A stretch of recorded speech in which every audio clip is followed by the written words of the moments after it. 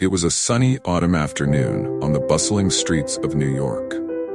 Amidst the crowded sidewalks and the never-ending sound of honking cars, 16-year-old Jake, with bright eyes and a confident demeanor, was on his way to a bookstore to buy a birthday present for his best friend Emma. In his pocket was a small amount of money he had saved over weeks, determined to buy the perfect gift for this special occasion. As Jake passed by a small corner restaurant, his attention was suddenly drawn to an unusual scene. Outside the restaurant stood an elderly couple, dressed modestly yet neatly, being scolded by the owner of the establishment, a burly man with a booming voice. He pointed his finger at them, his face filled with anger. "This is not a charity. If you don't have money, don't come in here," he shouted, his voice so loud it made passers-by turn their heads. The elderly woman, her silver hair framing tearful eyes, tried to explain, "Sir, we do have money, but perhaps it fell out when we got out of the taxi. Please give us a moment to look for it." The man next to her, holding a worn hat in his trembling hands, searched his pockets but found nothing. He sighed deeply, his voice shaky. "Evelyn, maybe it really did fall. I'm so sorry." The scene was too heartbreaking for Jake to ignore. A surge of injustice and empathy rose within him. Clenching his fists, Jake stepped forward. He looked directly at the burly man, unwavering in the face of his angry glare. "You can't treat them like this," Jake said firmly, his voice steady enough to surprise even himself. "They didn't lose their money on purpose. I'll pay their bill." The restaurant owner, taken aback by the intervention of a teenage boy, frowned but agreed. The money Jake used to pay the bill was the same he had saved for Emma's birthday gift. Yet, Jake felt no regret. With a gentle smile, he helped the elderly couple out of the restaurant, leaving behind a crowd of onlookers, stunned by his bravery. Jake couldn't foresee that his act of kindness at the restaurant would lead to complications in his relationship with Emma. That evening, the garden where Emma's birthday party was held was filled with glowing lights, lively music, and the laughter of friends. But when Jake entered with empty hands, Emma immediately noticed. "Jake, you're here, but where's my gift?" Emma asked, her tone tinged with suspicion. Jake took a deep breath, trying to stay composed. "I really wanted to bring you something special, but I used the money to help an elderly couple who lost theirs at a restaurant. They were treated horribly, and I couldn't stand by and watch." Instead of being moved, Emma looked at Jake with clear disappointment. "You're telling me you chose strangers over me? Did you even think about how I'd feel, Jake?" "Today is the most important day for me," Jake tried to explain. "I know today is special for you, but I couldn't ignore them when they needed help. They could have been anyone's grandparents." Emma shook her head, her voice growing louder, enough to attract glances from nearby guests. "Jake, you just don't get what's important to me. I don't want to be with someone who doesn't know how to prioritize." Emma turned and walked away, leaving Jake standing silently amidst the party. The music seemed to fade into the background as Jake felt a deep sense of loss wash over him. A few days later, on a gloomy afternoon, Jake sat quietly on a park bench, his eyes staring off into the distance. Thoughts of Emma's words and the loss of their friendship weighed heavily on his mind. He began to question whether his decision had been the right one.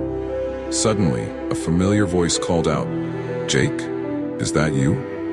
He looked up to see the elderly couple, Evelyn and Henry, walking toward him, their eyes filled with gratitude. Evelyn smiled warmly, holding a small bag in her hands. "We found the money we lost, but more importantly, we wanted to thank you for your kindness that day." Henry stepped forward and placed a small box in Jake's hands. "You did something not many people would do, especially at your age. Your actions touched us deeply. Inside this box is a small gift, but more than that, we want to help you go further." Jake opened the box to find a luxurious watch and a handwritten card. The words left him speechless. "Jake, your kindness is the most precious gift we've ever received. We want to help you build a future where your compassion can inspire others." Looking up at them, Jake couldn't hide his surprise. "But why?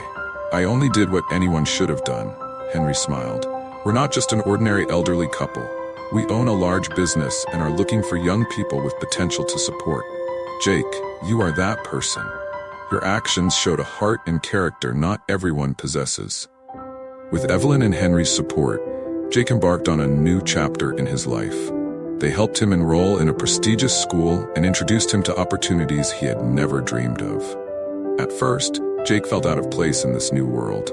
He had to adapt to new friends, tougher academic challenges, and the expectations of Evelyn and Henry. But Jake refused to give up. He learned to manage his time, dive into research, and even participate in social activities to help those in need. Whenever faced with obstacles, he remembered Evelyn's words, "Never let circumstances take away your kindness." On a special day, Jake was invited to a celebration hosted by Evelyn and Henry. It was an occasion where they gathered people whose lives they had touched. Walking into the grand event, Jake's eyes weren't drawn to the lavish decorations, but to the inspiring stories shared by those around him. Everyone spoke of how Evelyn and Henry had changed their lives, just as they had done for Jake. However, happiness doesn't last forever. One winter morning, Jake received a call from the hospital. Evelyn and Henry had been in a severe car accident. When Jake arrived, he couldn't believe his eyes as he saw the two people he cared for most lying silently in their hospital beds. Evelyn, with a faint smile, held Jake's hand one last time and whispered, "Continue our work, Jake. Live by the values you've learned." After their passing, Jake was informed that he was the sole heir to their entire estate. Instead of feeling elated, he felt the weight of responsibility. He knew this was not just an inheritance, but a legacy. A commitment to continue spreading the kindness and compassion Evelyn and Henry had spent their lives building. Jake used the inheritance to invest in charitable projects. He built shelters for the homeless, funded scholarships for underprivileged children, and launched educational programs to promote compassion. He didn't just want to repay Evelyn and Henry. He wanted to create lasting change in the community. With every completed project, Jake felt a deep joy, not just for himself, but for the lives he touched. He realized that sometimes kindness doesn't just change the life of the receiver, but also transforms the life of the giver. On the stage of a grand opening for a new charity center honoring Evelyn and Henry, Jake stood before a crowd of hundreds, his voice steady but filled with emotion. "Over a decade ago, I was just a boy with a small amount of money, faced with a tough choice, to buy a gift for someone I loved or to help an elderly couple in need. I chose kindness, and today I stand before you with a story not just about myself, but about everyone who believes in the power of compassion."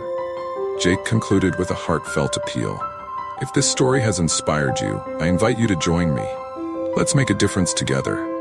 Every small act of kindness adds up to create a better world. And if you believe in this mission, hit that subscribe button. Together, we can make magic happen. The applause that followed was deafening, but for Jake, the true reward was knowing the fire of kindness continued to burn brighter than ever.